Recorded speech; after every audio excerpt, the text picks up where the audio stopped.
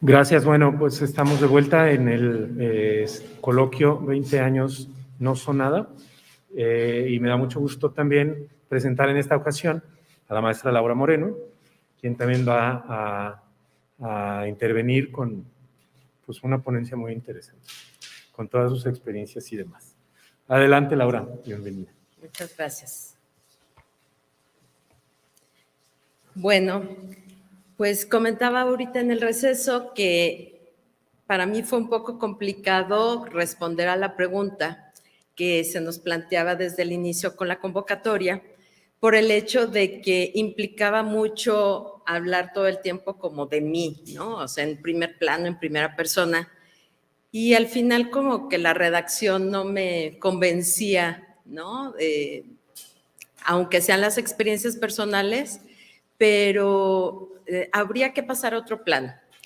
Y aquí el maestro José Ángel, director de la facultad, que nos está pidiendo pues algunos escritos, algunos documentos que hagan constar ese aprendizaje, pues hice un segundo intento y eso es lo que vengo a compartir el día de hoy. En ese aspecto, entonces, voy a dar un poco lectura y comentario a lo que escribí. En esta ocasión, por supuesto que hay momentos de reflexión y cerrar décadas es uno de estos momentos propicios para hacerlo. A 20 años de haber ingresado al programa del posgrado, diseño gráfico, análisis y producción de mensajes y mirar hacia atrás, percibo que fue una buena inversión para mi vida profesional, sin excluir con ello el impacto en mi vida personal, ya que para hablar de un cambio se debe pensar de manera integral. Ese cambio, más allá de hablar en este momento de conocimientos específicos, diría que fue una modificación de mi estructura mental, lo que me permitió percibir el contexto desde diversos puntos, haciendo categorías, analizando creencias y comportamientos, identificando prototipos, rompiendo paradigmas, observando el lenguaje, siendo consciente de las decisiones entre muchos de los aspectos, los cuales modificaron mis modos de ver.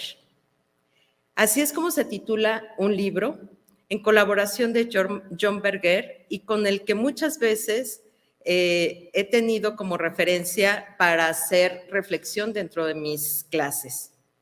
Dice, la vida establece nuestro lugar en el mundo, la vista establece nuestro lugar en el mundo circundante.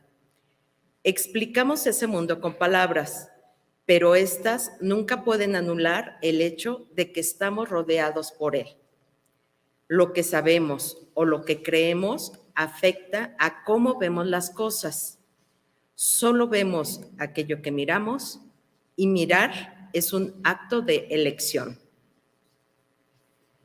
Y en ese contexto, yo agregaría que los conocimientos adquiridos durante mis estudios de posgrado me llevaron a ver diferente mi contexto, observando aquello que no me había percatado que existía y con la conciencia de querer mirarlo. Aprendí a valorar la diversidad de miradas, de conocimiento, experiencias, puntos de vista y esfuerzos para construir significado. Significado que debe vivir entre la audiencia para ser interpretado. Es un diálogo, un ir y venir en un intento por descubrir cómo ve las cosas el otro y metafóricamente cómo las puedo explicar. Hace 20 años inició un aprendizaje que no ha concluido. Recuerdo que ese fue uno de los primeros descubrimientos que hice. ¿Cuántas cosas hay que no conozco? Tuve conciencia de la pequeñez de mi mundo. Sin embargo, mi mente ha estado en constante actividad, en constante movimiento, como una gran espiral en crecimiento, con la mirada en el horizonte al que nunca se termina de llegar. Una vez dicho lo anterior, me permitiré retomar algunas de las ideas centrales de mi tesis de maestría titulada Importancia de la búsqueda argumentativa en el diseño gráfico como fase inicial para lograr la persuasión, la cual fue presentada en el 2006.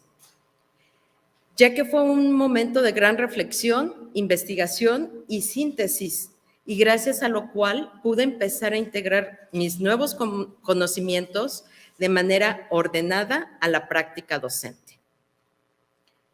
Parto de la premisa de considerar al diseño como una actividad retórica, con particular atención en la etapa de inventio, que es donde se obtienen los argumentos que se presentarán al auditorio y por medio de los cuales se intentará persuadir. Mientras el diseñador conozca más al usuario y más información tenga al respecto de sus experiencias, mayores recursos tendrá para generar la empatía que requiere en el logro de la captación de atención y buena disposición para interpretar el mensaje. De esta manera, la interpretación se puede dar gracias a la lectura que el usuario hace de los diferentes signos que el diseñador utiliza para comunicarse. Esto quiere decir que mientras más evocaciones a la memoria se puedan dar en un objeto de diseño, mayor será la posibilidad persuasiva. Por lo tanto, una de las principales labores de quien trabaja en esta área consiste en comprender no solamente cómo se producen las imágenes, sino los significados que generan en quien las percibe y asocia como miembro de una sociedad y dentro de un contexto específico.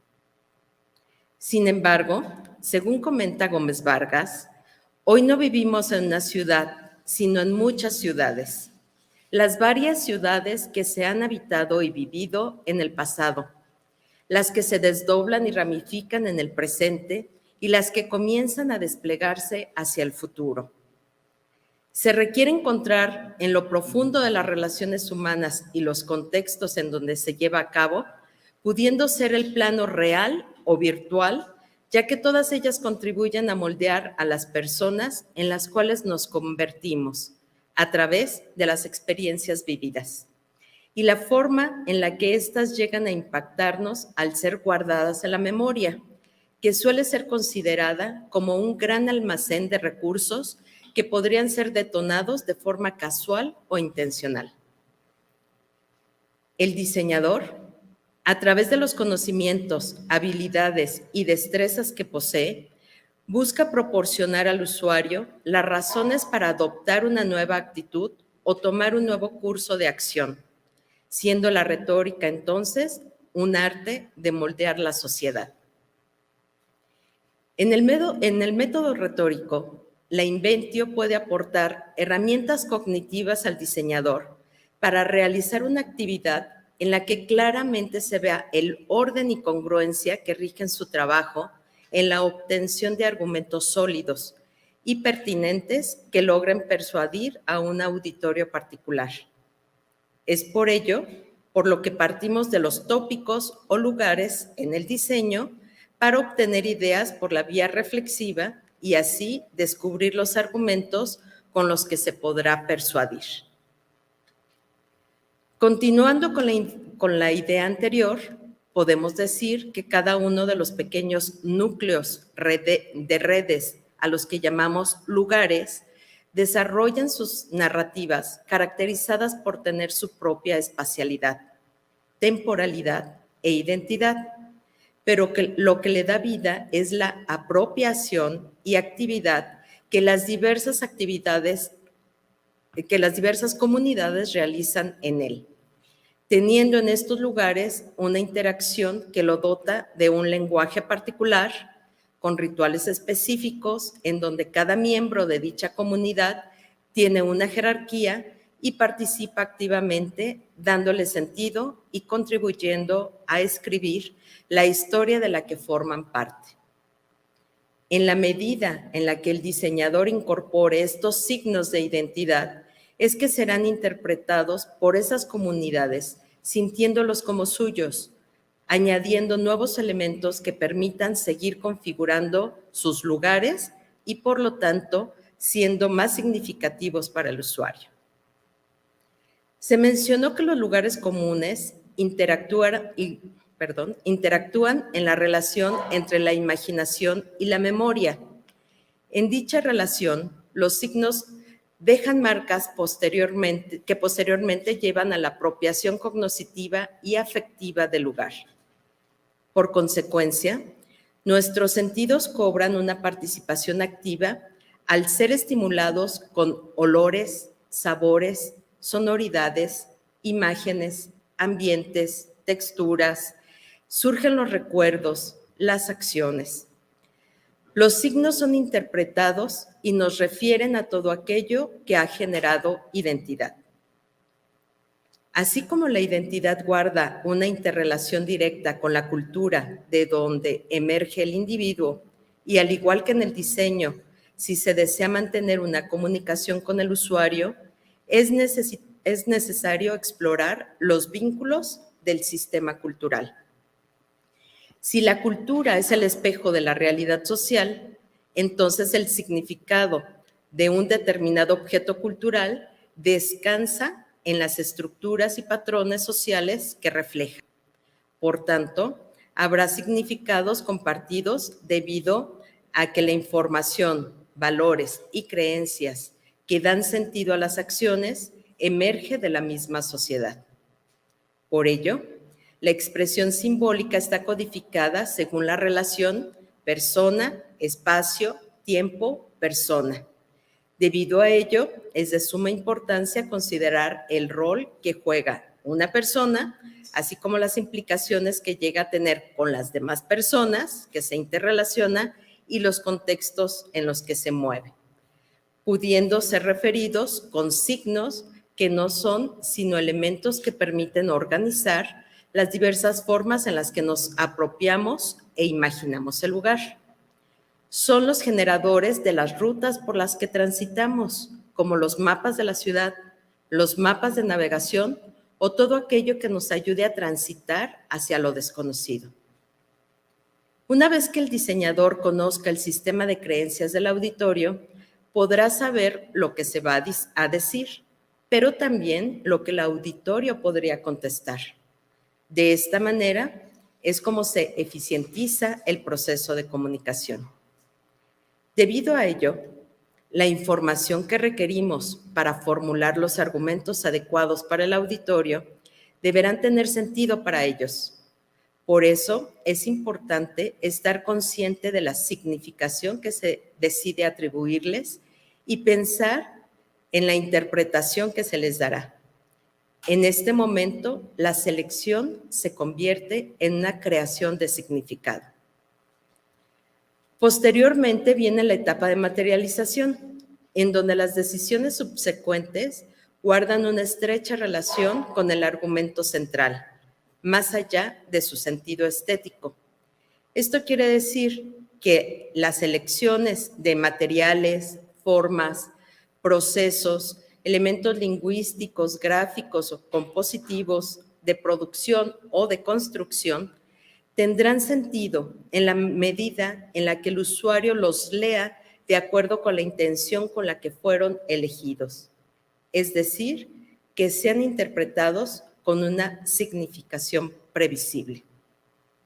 Ahora, la manera como enlazo esa visión conceptual con mi práctica profesional y cómo es que la traigo a mi trabajo, a mi vida, es que ya se hablaba de los conocimientos, habilidades y actitudes del diseñador y la nueva mirada que debe tener.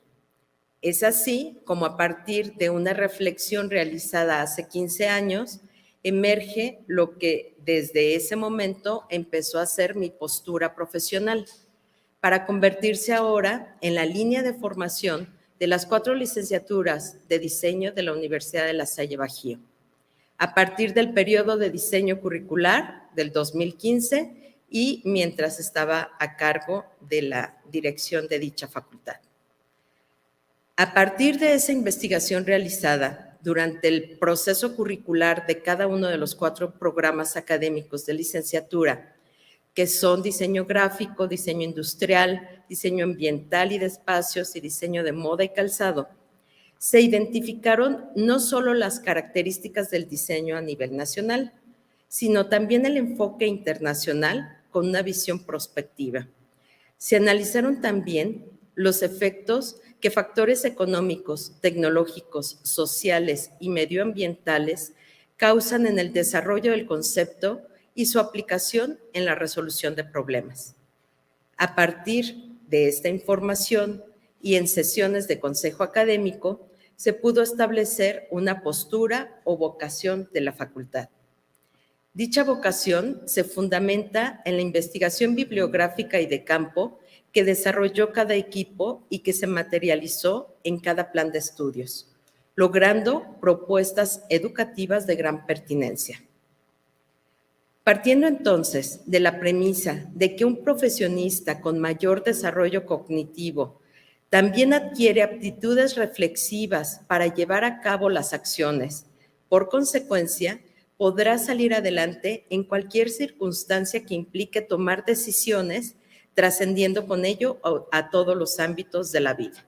Como se hablaba hace un momento, la implicación de la retórica en todos los aspectos de nuestra vida y en todos los ámbitos. Los planes de estudio comparten áreas, porque también, como se veía hace un momento, el diseño se aborda de manera general. ¿Y por qué todos ellos se llaman diseño? Pues porque deben de compartir características de formación que les permita entonces desarrollar este tipo de pensamiento. Se considera imprescindible el conocimiento de las personas para las cuales diseñamos, lo que se muestra en el área del mapa curricular llamada Sociedad y Cultura, que se fortaleció a lo largo de todo el plan de estudios con materias como Historia del Arte en la Cultura, Historia del Arte y el Diseño, Antropología Filosófica, Sociología, Psicología, Filosofía, Retórica y Responsabilidad Social, Argumentación para el Diseño, Sustentabilidad y Desarrollo Humano, Modos y Estilo de Vida, Tendencias y Prospectiva del Diseño. Todas estas materias en algunos casos existían, en otras no, pero si necesitábamos que el diseñador, uno de los primeros aspectos de su desempeño profesional sea trabajar para las personas, pues es básico aprender a conocerlas y a interpretar las necesidades que ellos tienen. Fue un poco de lo que nos mostró Román anteriormente con su nuevo esquema, en donde implicaba cómo el acercamiento a aquellas áreas donde se estudia y se conoce a la persona y ya tienen sus propias técnicas, podrían ser uso y parte de las herramientas del diseño. Otras actividades que emanan de ello son los proyectos integradores, la vinculación con organismos externos, las visitas a empresas, los proyectos multidisciplinarios realizados al interior de la universidad y con el Parque de Innovación, la participación en concursos nacionales e internacionales y los proyectos sociales que abordan las necesidades de la población. Y antes de continuar, también me gustaría hacer un énfasis aquí, porque estos proyectos sociales y esta visión al respecto de ellos, creo que también fue un gran aprendizaje que en lo personal obtuve de la maestría y de muchos de mis maestros que estuvieron en ella. Si no son unas buenas personas y unas personas que piensen en los demás, pues difícilmente pueden enseñarnos a hacerlo. Entonces, fue un aprendizaje que a partir de la enseñanza y del ejemplo personal reconozco y agradezco.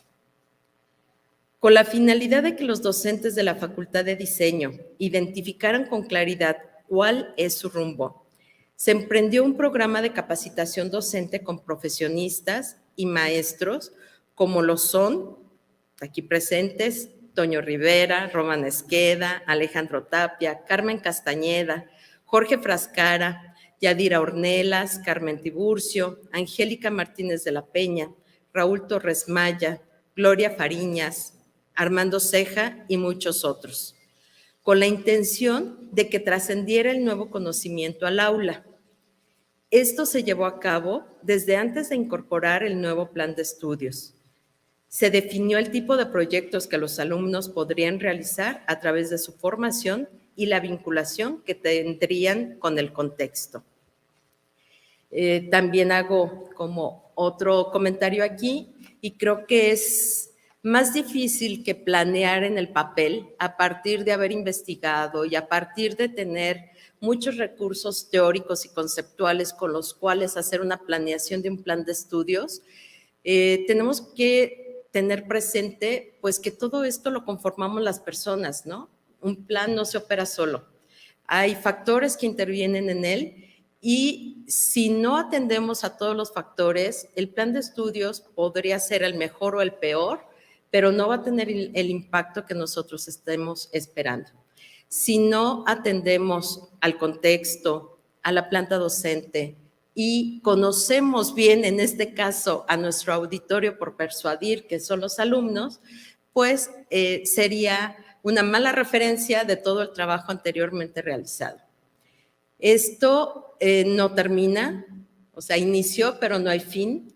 La actualización, la capacitación, el aprendizaje es constante y de acuerdo también al comentario que hacía Toño hace un momento al respecto de que el maestro es quien debe de hacer esas intervenciones de una manera contundente en donde el alumno pueda identificar qué fue lo que aprendió después de todo un proceso que dimos seguimiento en el aula. En ese momento, el maestro sí es quien debe demostrar esa autoridad a partir del conocimiento y a partir de la referencia de otros autores y a partir de textos y a partir de citar casos y experiencias. Para cerrar el ciclo, cabe señalar que en el proceso de reacreditación de los programas de diseño, el plan curricular fue uno de los aspectos que brindó mayor fortaleza y congruencia en las evidencias presentadas. Una vez realizada esta retrospección, puedo mencionar que este ejercicio me ayuda a cerrar un ciclo, 2 décadas de aprendizaje y enseñanzas que continuarán, tanto en el aula como en mi vida personal, cruzando miradas que van dirigidas a los mismos objetivos y trabajando por el fortalecimiento de la disciplina, como los que estamos el día de hoy reunidos en esta ocasión y muchos más que nos acompañan en los medios digitales. Sin duda, cada individuo tiene su propia historia, la cual ha sido escrita día con día, transitando por diversos lugares, en diversos momentos e interactuando con diversas personas, generando nuevas experiencias que dan sentido y dirección a la vida, la cual consiste en seguir escribiendo la historia que entreteje párrafos. En otras palabras, tantos mundos, tanto tiempo, tanto espacio y coincidir. Gracias.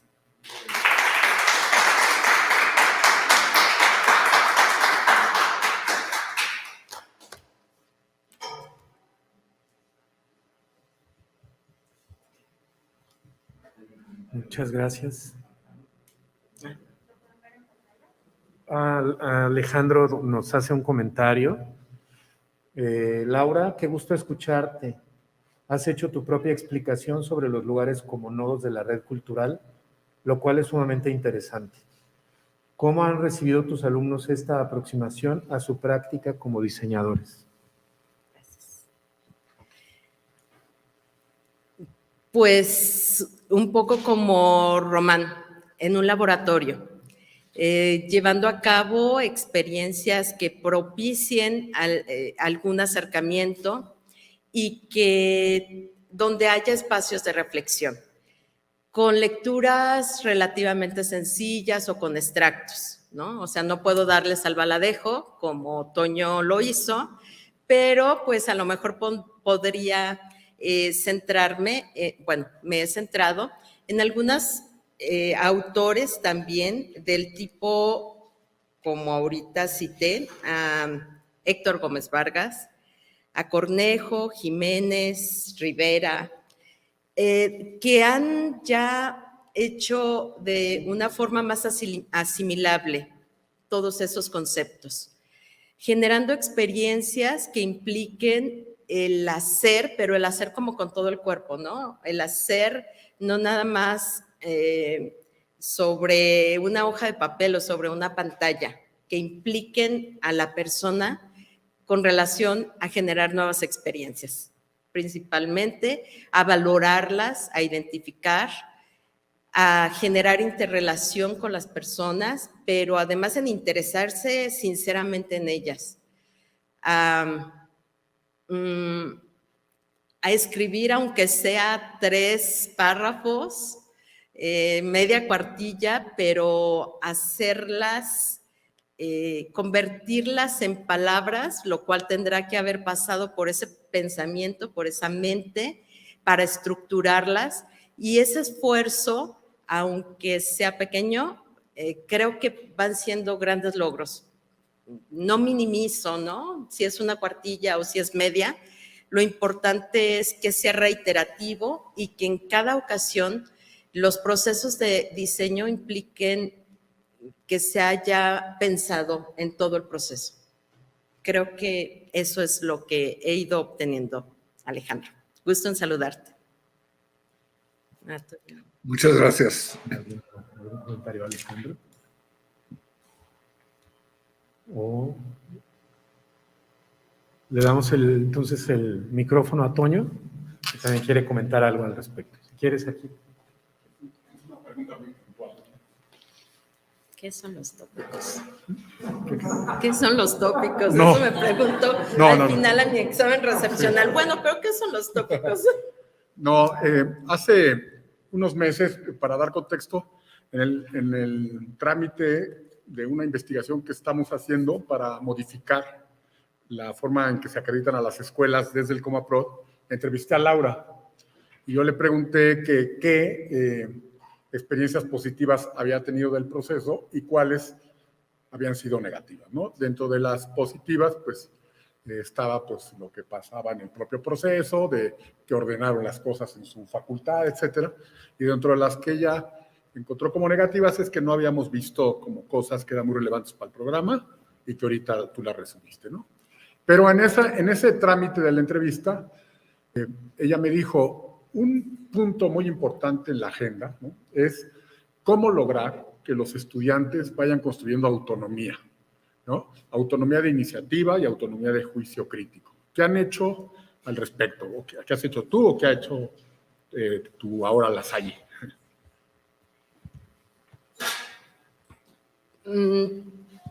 Ahorita que puntualizaste la pregunta, ¿qué he hecho para favorecer el pensamiento crítico de los estudiantes, ¿no? Es muy puntual, pero muy compleja la pregunta, porque no comienzan los estudiantes. Quizás yo en el aula, pero no dejo de verme yo en convivencia y en interrelación con los demás maestros, ¿no? Entonces, se tiene que comenzar con los maestros, porque el hecho de que yo tenga una experiencia favorecedora en mi grupo no implica que el alumno ya logró un pensamiento crítico, no implica que el alumno ya aprendió a hacerlo y que lo va a hacer consecuentemente todas las veces que tenga que hacerlo, y menos en esta época.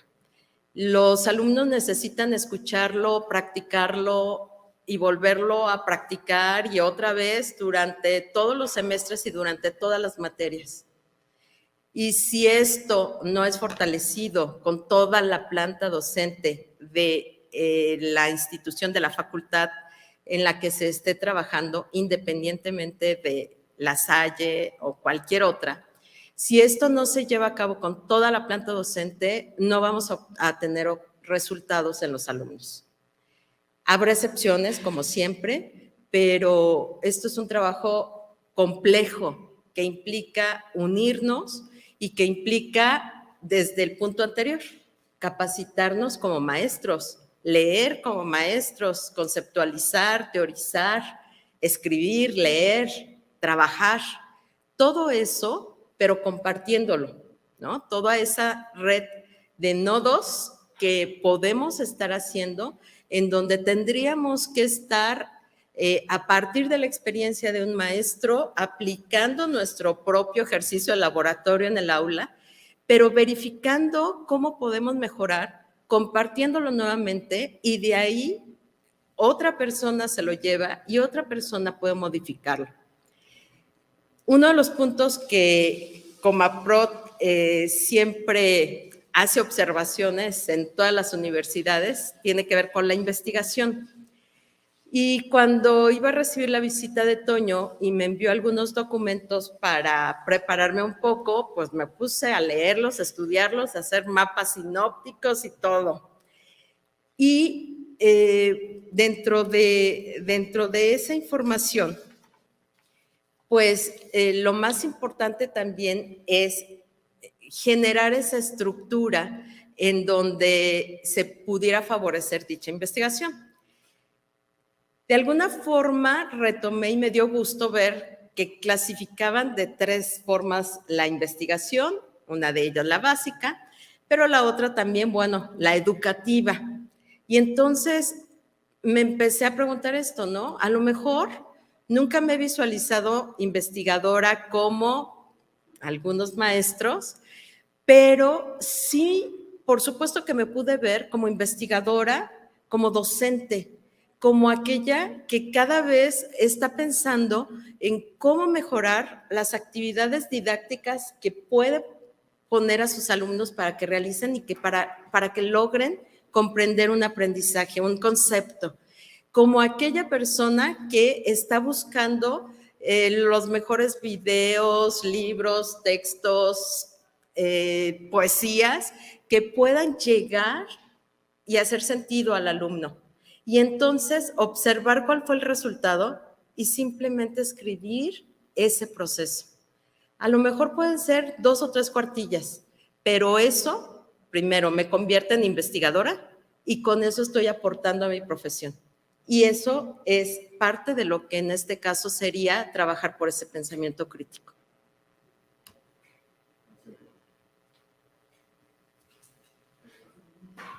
¿Hay otro comentario? Hay otro comentario. Vero Durán. ¿Con qué retos te enfrentas desde que salimos con tus colegas docentes para permear todo eso? La muralla china, Vero. Y yo creo que por eso preguntas. Sí, no es fácil. De inicio comenzar con la palabra retórica como tarjeta de presentación, desde ahí, ¿no? Desde ahí es complejo, desde ahí y desde el hecho de empezar a nombrar cada una de las etapas de la retórica y hay, no sé si renuencia o simplemente desinterés, ¿no? Venden más el design thinking y venden más otros métodos que llegan y que innovadoramente presentan. Porque no nos hemos sabido vender posiblemente, ¿no? No hemos sabido ser persuasivos a partir de esa misma teoría de la persuasión. Es un proceso en el que tenemos que seguir trabajando porque tenemos que vencer esas barreras. ¿Cómo le hacemos para que con mis compañeros docentes podamos entonces compartir también una teoría? Independientemente de todos los maestros que nombré, que vinieron a capacitaciones y que manejan todas estas teorías, yo no podría decir que se obtuvieron los resultados esperados. Un curso o un taller, a pesar de que sean 10 horas, no son suficientes. Y todos los que estamos aquí hablamos de una transformación del antes y después de la maestría. Entonces, ¿cómo es que algunos esa transformación la pudimos sentir y llevar a cabo y continuar en este momento, y cómo es que en otros casos esto no es posible? Difícil, muy difícil, pero es un trabajo que tenemos que seguir realizando y que otra vez, ¿no? Pues tenemos que compartir estas experiencias para ver cuáles son los recursos que hemos utilizado cada uno de nosotros para lograrlo.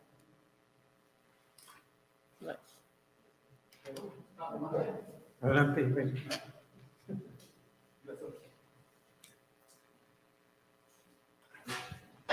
Muchas gracias por tu plática. Estuvo muy interesante. Me identifiqué mucho con la parte que dijiste de los niveles de investigación. Cuando yo empezaba a dar clases, hace muchos años, pues hacía eso. Decía, tengo que preparar la clase, tengo que investigar para dar mi clase. Entonces, ahí empieza uno como a trabajar y estás investigando. Y es una investigación muy interesante la que se hace. Pero regresando a tu pregunta de cómo hacer esto, fíjate, yo pienso que para ser persuasivos tenemos que partir de las necesidades del otro. Entonces, ¿cuáles son las necesidades de esos maestros? Yo quiero dar mi clase así, punto. Sale, da tu clase así. Ahora, me tengo que meter en tu lógica para entender tu proceso y explicártelo de manera que te des cuenta de lo que estás haciendo. Y entonces, al darte cuenta, vas a ver que esto es importante para ti, porque lo estás haciendo, ¿no? Entonces, creo que esa es una técnica, porque hay varios procesos. El que nos pasó, y que afortunadamente nos reúne hoy aquí, fíjate cómo se dio un momento especial en el cual ustedes entraron a una maestría y por alguna razón que no saben, yo no sabría explicar, pero se logró este fenómeno, ¿no? Pero ustedes eran un grupo de personas y todos los grupos de personas que entraron a la maestría que tenían como un interés de hacer algo diferente. Si no, no haces una maestría, o sea, te sigues con lo que ya haces y está bien, o sea, te puedes trabajar. Pero cuando ustedes entran a este proceso, entran con una decisión de quiero hacer algo más, que quizá ni siquiera sabían exactamente qué iban a hacer, pero quiero hacer algo más que es diferente a lo que hago. Y entonces este es un proceso persuasivo de más largo alcance. Entonces creo que aplica lo mismo que decías de la investigación a cómo le hacemos con los demás profesores. Tenemos que ir como por pasos chiquitos, ¿ves? Entonces el primero es, me tengo que meter a la lógica del profesor para que desde esa lógica le entienda lo que está haciendo y le dé yo herramientas como para decir, tú síguele con tu clase así. Otra cosa muy importante es, de repente, como que reproducimos la división entre teoría y práctica, ¿no? Entonces, ahí te va la teoría. No hay que darles teoría nunca. ¿Por qué? Porque hay muchos segmentos en los ámbitos de diseño y en muchas partes más, que hay como una vacuna ante la teoría. Yo no quiero saber teoría, o sea, yo quiero diseñar, ¿no? Sí, y creo, o sea, y hay que partir de los tópicos de ellos, de qué es diseñar para mí. No, para mí diseñar es, hasta te poner el ejemplo, ¿no? De la regadera, y yo estoy acá, y entonces ya se me ocurrió la idea genial. Ah, bueno, pues está perfecto. Partamos de ahí, ¿no? Partamos de ahí. Mira, lo que pasó en tu mente fue generar esta idea genial así. Si sigues esto, vas a tener un chorro de ideas geniales cuando te estés bañando. Aplícalo. ¿Ves? Pero entonces ya no hay división entre teoría y práctica. Cuando esa persona se entusiasme de tal manera con ese proceso y esté motivada a saber más, entonces viene otro nivel de persuasión. Hay que ir avanzando de a gotitas, exacto, porque de entrada no lo quieren hacer. O sea, Toño puso el ejemplo de Ricardo Salas, que está haciendo retórica. A mí no me digas eso, me estás mentando la madre, ¿no? Es como si fuera una ofensa. ¿Por qué? Porque para mucha gente el diseño es creatividad espontánea. Cuando les explicas, estás atentando contra esa creatividad espontánea. Entonces ya no soy tan único, o sea, se puede explicar. Y hay mucha gente que dice, ¿ya me explicaste? Sí, padrísimo, ahora ya sé qué hacer, qué padre que me ves. Nos pasa con las agencias de diseño y de publicidad con las que trabajamos profesionalmente. Cuando dicen, van a hacerles un análisis de sus comerciales, se enojan. ¿Quién tiene derecho a hacer mi producción creativa? O sea, yo soy un creativo. Cuando ven el resultado dicen, oigan, los contratamos para este cliente latosísimo que nos rechaza todo lo que le presentamos. Entonces, ¿qué pasa? Que la misma necesidad de la dinámica de ese profesor o de ese profesional los lleva a decir, es que yo necesito saber esto. ¿Por qué? Porque me están bateando mis propuestas, no sé por qué me las batean, ¿qué sabe el cliente de diseño? Pues no sabe nada. Entonces, la misma profesión ha generado como esta cuestión de que, como es intuitivo y es como subjetivo, todo mundo puede opinar. Y entonces ahí es donde nos agarran en curva, ¿ven? Entonces, la cuestión es, ¿cómo le damos la vuelta a eso? Para decirle a nuestros profesores de diseño, es que no cualquiera puede opinar. Si te das cuenta de lo que está haciendo, vas a ver cuándo está bien y cuándo está mal. Entonces, ahí le vas a agarrar. Bueno, creo que eso puede ayudar. No, sí, por supuesto. Gracias.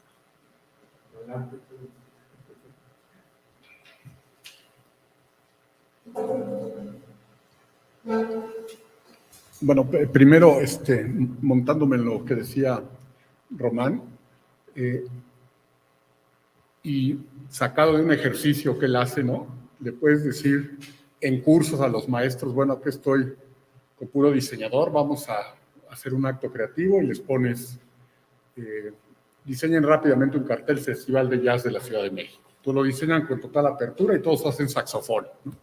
Entonces es una prueba de que pues, no es tan fácil, ¿no? O sea, como que la innovación no se da así de manera espontánea. Y con los alumnos resulta altamente persuasivo. Entonces, es interesante porque a los maestros les importa mucho que no diga retórica, ¿no?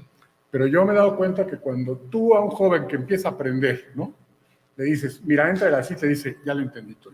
Y ya sé lo que hacen mis maestros, porque no tiene los prejuicios que te va dando el ejercicio profesional. O sea, cambiar a un adulto es muy difícil. Yo creo, ahí te hablo de mi experiencia como gestión académica, que los cursos, por más chingones que sean los que vas trayendo, son como más procesos de vengo a escuchar, qué padre que me dijiste, y es muy distinto a lo que hicieron ustedes, porque el aprendizaje requiere esfuerzo.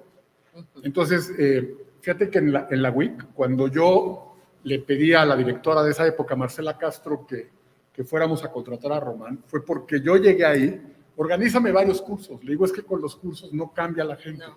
Vamos a hacer una maestría, fue Román, la diseñó, y entonces había alumnos de otras partes, pero los 5 maestros del tiempo completo, ¿no? Nos metimos durante 2 años, 3 noches a la semana, ¿no? A leer, a estudiar, y luego el domingo, ni modo hay que leer, y entonces te transformas, ¿no?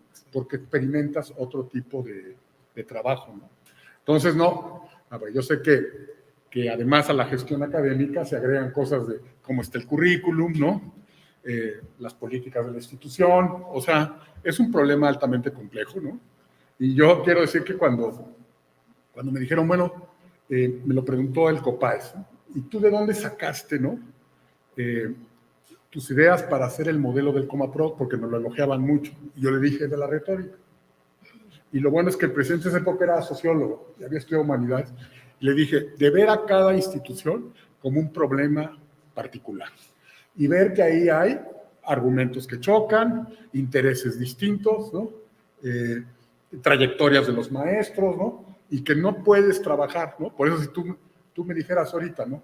¿Qué me propondrías, ¿no? Para formar a los maestros de La Salle, ¿no? Pues hay que estudiar primero qué está pasando, no en La Salle, en esta comunidad, y qué ha pasado antes, ¿no?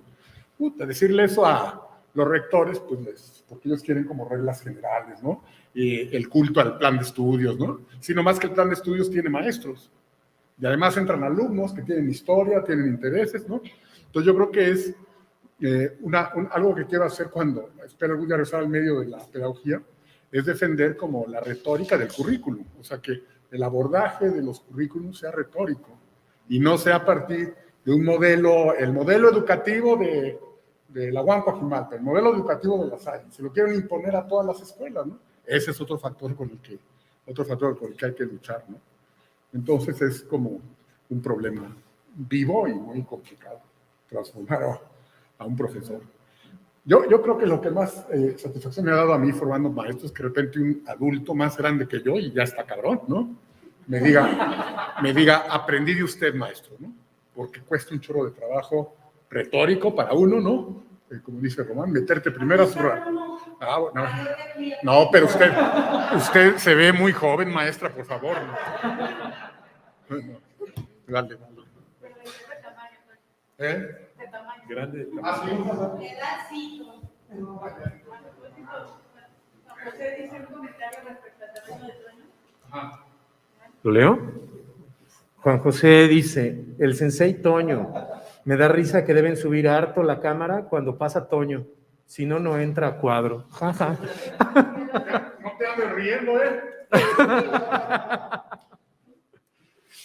Pues yo nada más también para abonar a todos estos comentarios, pues sí, efectivamente el trabajo que desempeñó Laura en su gestión es algo que ahora en mi dirección también ha sido una guía, que ha sido también un proyecto, como bien decía, pues que no se va a acabar, ¿no? Que tiene que continuar. Me voy a quitar esto para ver si se escucha mejor. Y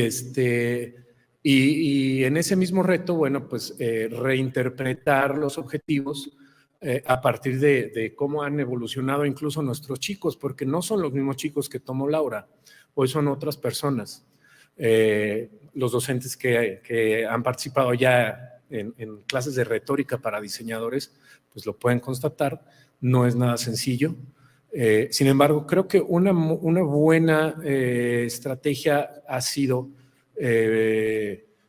pues enseñar argumentando desde la ilustración, o sea, simple y sencillamente, yo hago esto, yo vivo de esto y le hago así. Entonces, de esa manera, creo que se van dando cuenta que efectivamente no es simplemente el leer por leer o el tratar de meter la teoría con calzador, ¿no? Sino que efectivamente es una vuelta que ha dado en la percepción, el entendimiento, la comprensión de la práctica del diseño, que a final de cuentas, pues hacemos todos, aunque no lo reflexionemos, ¿no? Entonces, es grande el reto y vamos a continuar con esos esfuerzos. Hoy yo confío también en esta capacitación de los docentes. De hecho, este seminario tiene como el objetivo de replicarse después hacia el núcleo docente de la facultad para que continuemos con el esfuerzo. Y por otro lado, acercarles a los chicos oportunidades para trabajar en talleres verticales, abordando problemáticas con clientes que nos solicitan ayuda y que de alguna manera pues, se abordan pues, desde todas las especializaciones, ¿no? Entonces, pues me da muchísimo gusto también y disfruto mucho, he disfrutado todas las intervenciones y te agradezco, Laura.